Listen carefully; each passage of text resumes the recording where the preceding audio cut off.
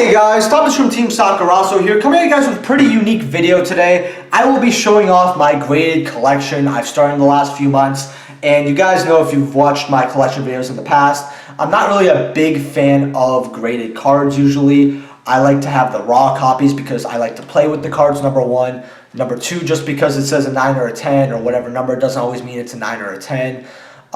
Number three, I actually like inspecting the card. I feel like more close to the card if I could just see it in a raw sleeve. Along with a few other reasons like pricing, all that. I will also be going over how I got them and a little story behind it, maybe the time the card came out, and how I felt as a player as I go through these cards because there's not too many. As well as there's going to be a little surprise revealed for you guys as well. Now, if you guys enjoy these videos, make sure to smash that like button, subscribe. If you're buying any cards off TCG Player, please use my link down in the description below. Helps out the channel to no additional cost to you. And thank you to all my YouTube channel members. And I really mean it. I'm very to show my gratitude. I just want to take a second here to thank you guys for the new mic you got me, the new monitor because mine broke, so we can still do videos and all that. Me being able to do more giveaways nowadays, and you know, I always really like that.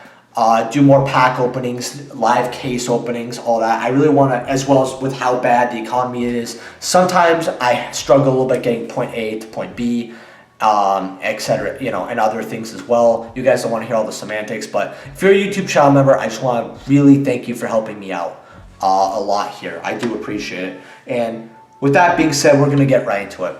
So Garden Rose made as our first secret. Now, I really love this card because it just reminds me of Akiza. It's probably one of my favorite new gen synchros.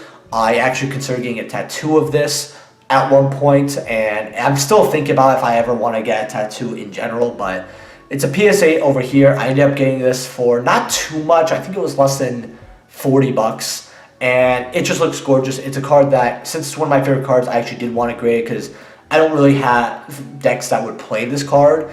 And getting a Beggar card so I could just take a look at it, it looks cool. The kind of the numbers over here, seeing it's like a serious graded card, also kind of help with the aesthetic, and I just overall really like that.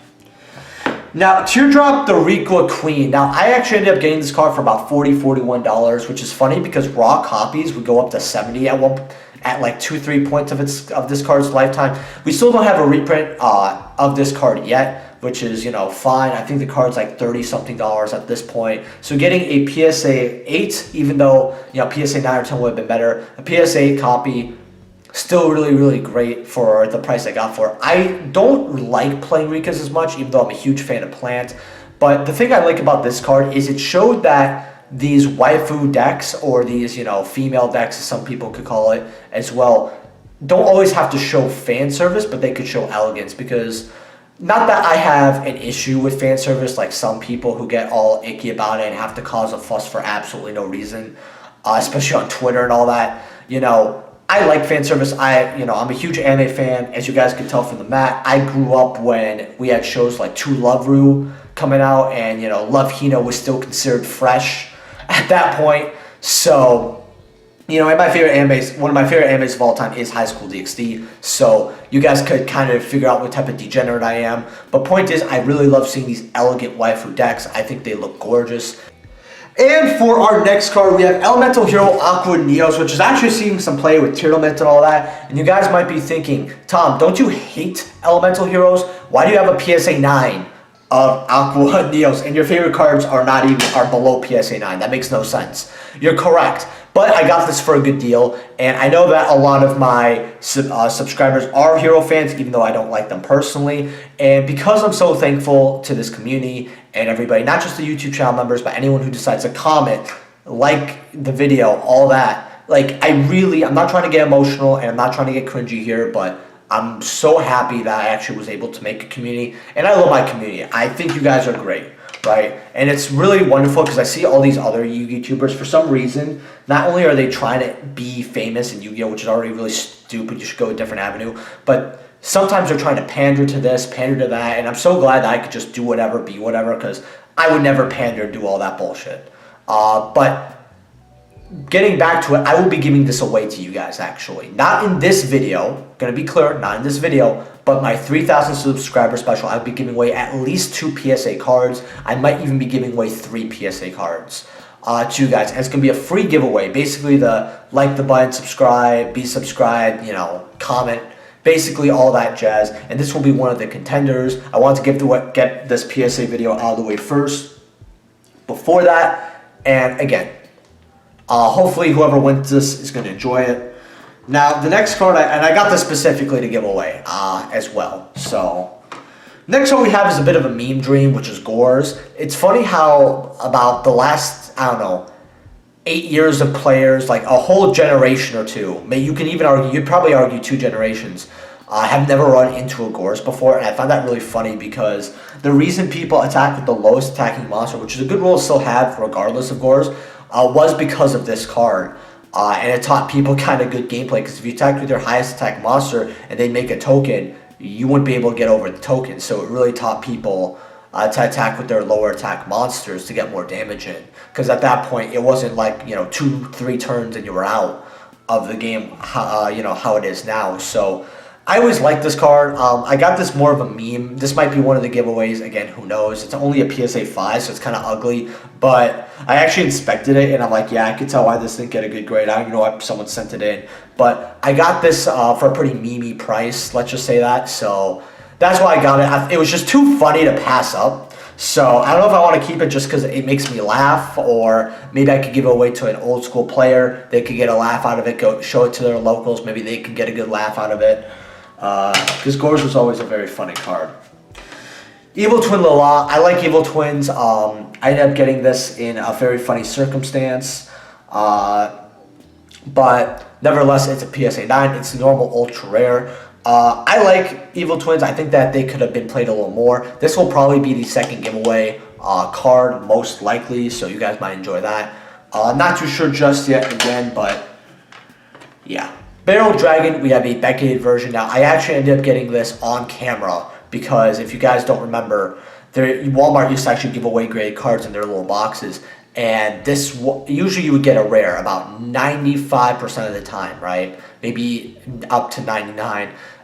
Sometimes you get supers, which were cool, but somehow, I don't know how, I was lucky enough to pull an ultra rare. And I actually do like Barrel Dragon. So having a Beckett 10 Barrel Dragon, I always thought this was super duper cool to have. And it's really good memories because I technically pulled it. So, yeah. Dark Magical Circle. Now, I actually do like Dark Magician, and I got this for a steal. I think I got this for like 15 bucks because it's a PSA 7 for those who could see it right over there. And a lot of people don't like PSA 7 cards. They like PSA 8 barely, or PSA 9 or 10. Personally, if it's PSA 7, that technically means near mint, and that's good enough with me, even though it's on the lower side. If it's cool and it looks cool graded, I'm not really going to pay attention too much to a number. Personally, as well as I got for so cheap, if I had to dish out 3 times the amount just to have it say like 8, you know, I wouldn't really care too much. Now, I also want to say that there are some people out there, for those who don't know, who want a PSA 1 through 10, so PSA 1, PSA 2, PSA 3, of certain cards. I know that's more popular in the Pokemon community. That just seems crazy to me. I'd rather invest that money in the stock market and all that, but I guess you do you.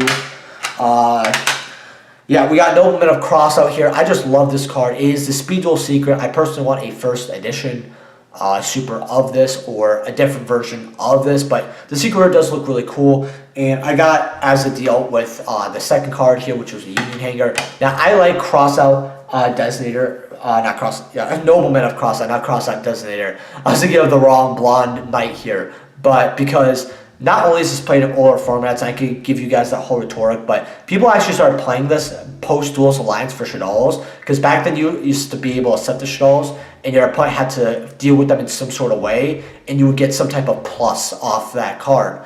And they would usually have to use resources, and it was really great, actually. So they played this because if they banished, say, a beast, they would banish all the beasts in your deck, Falcos, all that. And I loved signing this in for the mirror match because sometimes because it was both players' decks, which was really fun, which is really unique, because if you activate this and you're also playing Shadows, you have to banish your own, which some people would like side out a specific Shadow that they want to get rid of from their opponent. And the mind games with this card were really, really crazy back then, and I really liked being able to play it again. Union Hanger, got this as the bulk deal. Don't really care, have a story about this, it's just a card.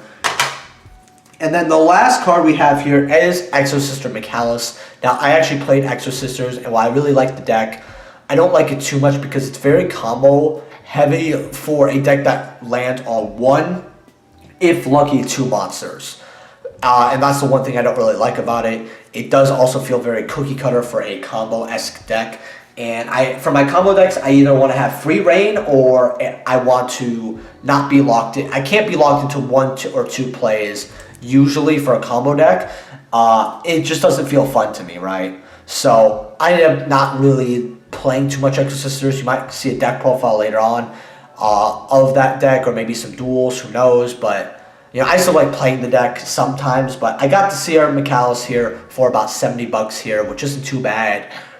Considering how it bounced up from 60 to 80 and hit about 100 something at one point. I think this is a really cool card because I do love the archetype in general. I really like how, you know, it looks kind of deeply religious. It takes some inspiration from there. You know, I also like how, you know, the girls are really badass. You know, it kind of reminds me of Railgun, if you guys know that series. And I used to have a friend who was absolutely in love with Railgun. He used to talk about it. And, you know, that's kind of how I got into it. As well as I love the OST, and that's kind of why I want to build Exo Sisters as well. Plus, you know, I had Exo, so like Exorcist, cool, right? So I ended up getting this for 70. Really glad because seeing how the raw copies, and this is an 8/9 by the way, so this is actually a pretty good copy to have. It's not like a 7 or an 8 for resale if I ever want to get rid of it, or I get an offer I can't refuse. I can. A lot of people actually paid about what I paid for this for raw copies, like I said before. So really glad I have this. And before I end this video, I really just want to say thank you guys from the bottom of my heart for 3,000 subscribers.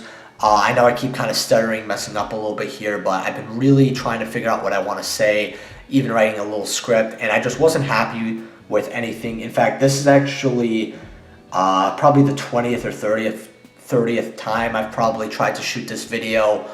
Today, I really did not know how I was going to go by it. So what I'm just going to say is hopefully more milestones to come. You guys are going to be seeing the gaming channel, which is, by the way, one of the feature channels, Team Neptunia, very, very soon, because I really think that I want to stick with you guys for the foreseeable future for sure.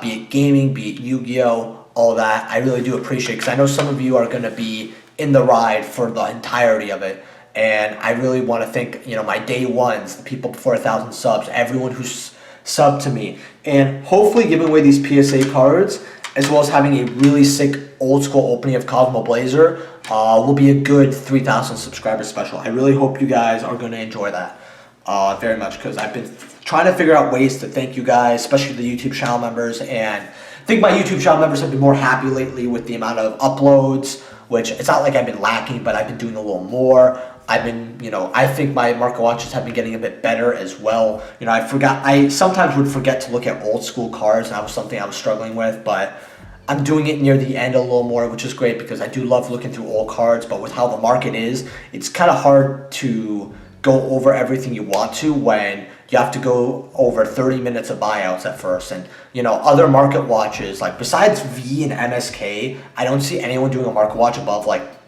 20 minutes ever. So I always feel like I want to give people the most info because you guys know I love talking about the market and this game in general. But I've rambled on long enough here. I will see you guys in the next video. Peace.